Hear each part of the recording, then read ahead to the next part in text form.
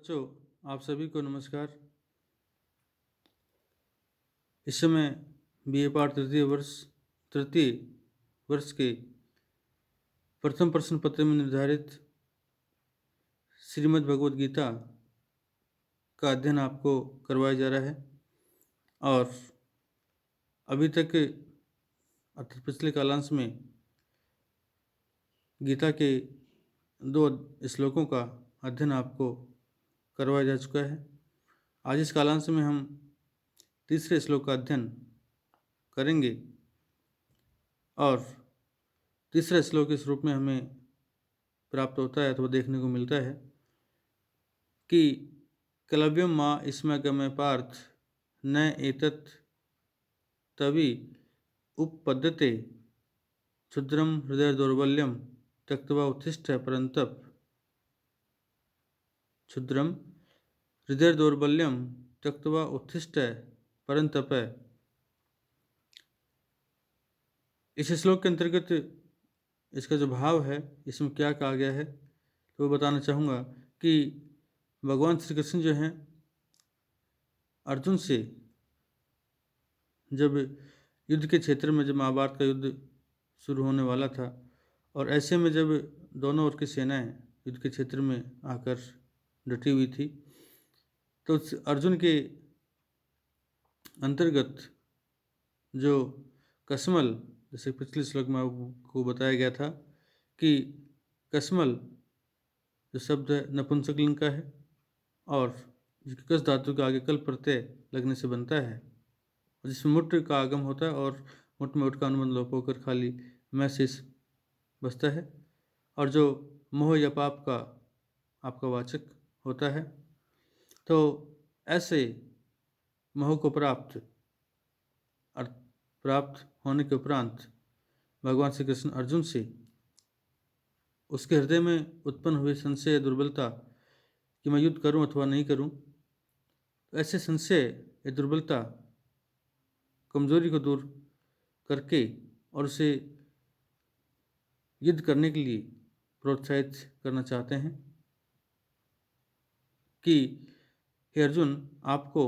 इस क्षणिक भावुकता को त्याग कर और अपने हृदय में आई हुई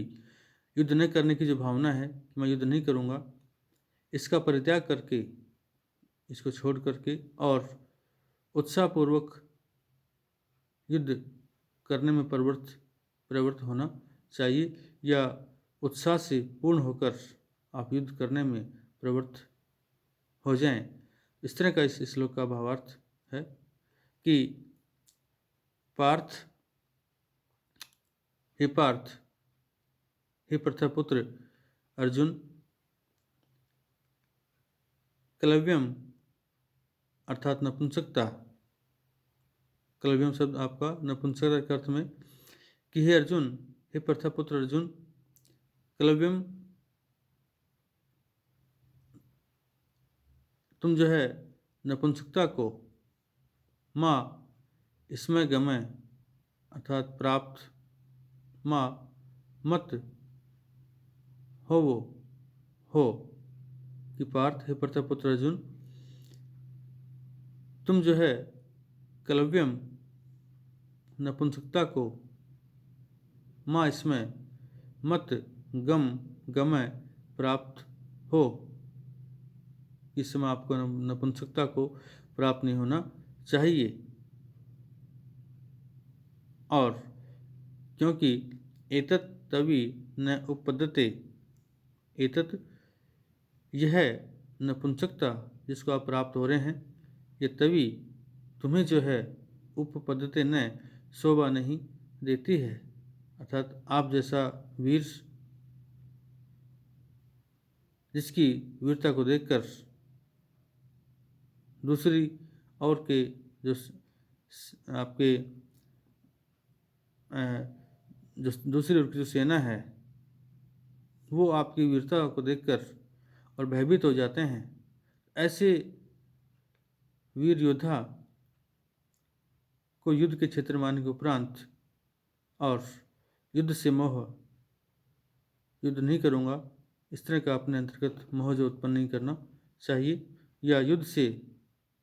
मुंह नहीं मोड़ना चाहिए। इसलिए यह कायरता,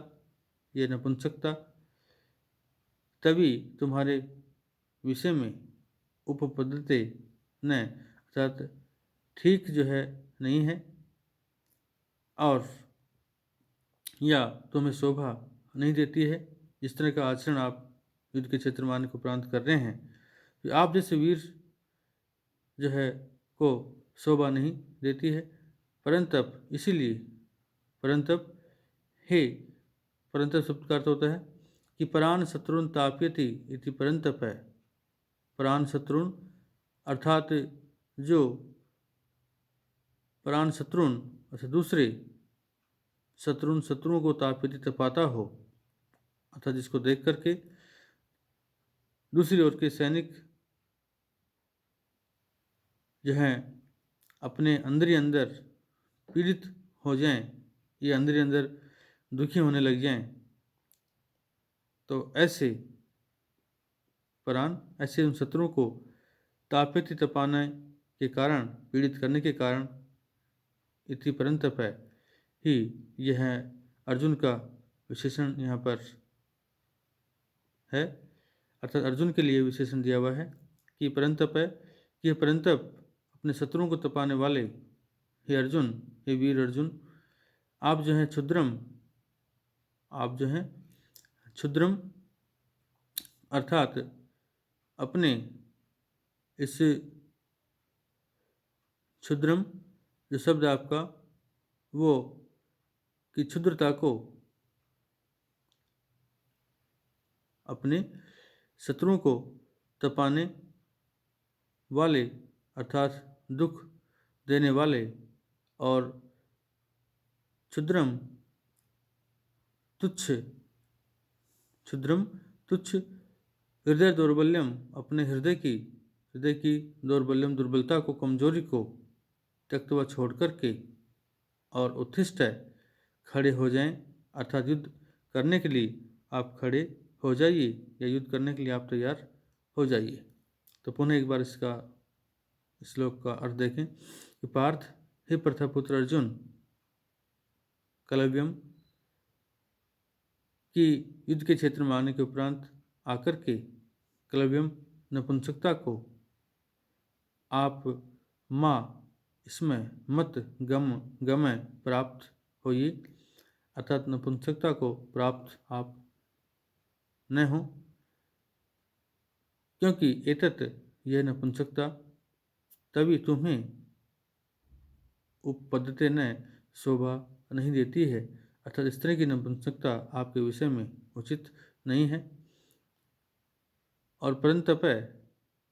हे परंतप, अपने शत्रुओं को तपाने वाले, दुखी करने वाले, पीड़ित करने वाले, क्योंकि आपको देख करके आपके जो शत्रु हैं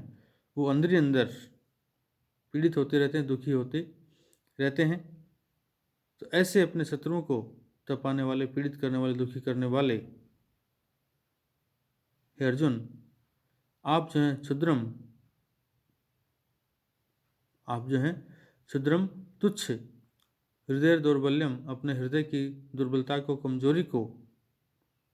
त्यक्तवा त्याग करके, और उत्थिष्ट है, अर्थात युद्ध करने के लिए खड़े हो जाइए, अर्थात युद्ध करने के लिए आप तैयार हो जाइए, क्योंकि युद्ध के क्षेत्र में आने के उपरांत युद्ध से मुंह मोड़ना एक वीर योद्धा को शोभा नहीं देता है। और आप जैसे वीर योद्धा, जिसे देखकर दूसरी ओर की जो सेना है उसकी योद्धा मन ही मन में अंदर अंदर पीड़ित होते रहते हैं, दुखी होते रहते हैं। तो ऐसे वीर योद्धा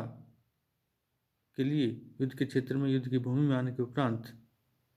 नपुंसकता को प्राप्त होना, अर्थात युद्ध से मुंह मोड़ना शोभा नहीं देता है, क्योंकि अगर आप ऐसा कार्य करते हैं, युद्ध से मुंह मोड़ते हैं, युद्ध के क्षेत्र में आने के उपरांत युद्ध नहीं करते हैं, तो आपने इस संसार में, इस जगत में, अर्थात जीवन में अभी तक जो यश कीर्ति प्राप्त की है, जो अर्जित कीर्ति यश अर्जित किया है, वह जो है समाप्त, उसको वह जो स्वतः ही नष्ट हो जाएगा। अर्थात आपका युद्ध करने के प्रति जो ये युद्ध न करने के प्रति जो मोह उत्पन्न हुआ है, ऐसा जो मोह है ये आपकी अभी तक की कीर्ति को, जो आपने अर्जित की है, यश को, उसको नष्ट करने वाला है। इसलिए आप अपने हृदय की दुर्बलता को, कमजोरी को, कि मैं युद्ध नहीं करूँगा, इसको त्याग कर, छोड़कर और युद्ध करने के लिए आप तैयार हो जाएं। तो इस तरह से भगवान श्री कृष्ण जो हैं अर्जुन से अपने हृदय की कायरता को, अधैर्य को त्याग कर और युद्ध करने के लिए तैयार करते हैं। अर्थात इस समय युद्ध के क्षेत्र में आने के उपरांत कायरता और अधैर्य किसी भी प्रकार से एक वीर योद्धा के लिए उचित नहीं है। और आप चूँकि एक वीर योद्धा हैं, जिसे देख करके दूसरी ओर जो सेना है उसके योद्धागण जो हैं अंदर ही अंदर मन ही मन में पीड़ित अर्थात दुखी होते रहते हैं। तो ऐसे वीर योद्धा के लिए युद्ध के क्षेत्र में आने के उपरांत नपुंसकता, कायरता या हृदय की दुर्बलता जो है वो उचित नहीं है।